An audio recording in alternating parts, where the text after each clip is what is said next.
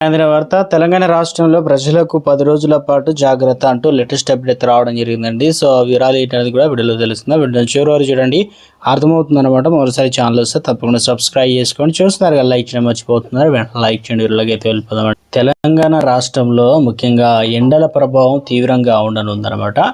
ఈ మేరకు ఐఎండీ రాష్ట్రానికి రెడ్ అలర్ట్ అనేది జారీ చేసింది. ఏప్రిల్ 12 నుంచి దాదాపుగా 22 వరకు వరుసగా 10 రోజుల పాటు తీవ్ర వడగాలులు వీచే అవకాశం ఉందని చెప్పేసి హెచ్చరికలు జారీ చేశారు. అయితే ఇందులో ముఖ్యంగా చూసుకున్నట్లయితే ఉత్తర, తూర్పు జిల్లాలైన ఆదిలాబాదు, నిజామాబాదు, జగిత్యాల, ములుగు ప్రాంతాల్లో ఉష్ణోగ్రతలు 44 డిగ్రీల సెంటీగ్రేడ్స్ నుంచి 45 డిగ్రీల సెంటీగ్రేడ్స్ వరకు పెరిగే అవకాశం అయితే ఉంది.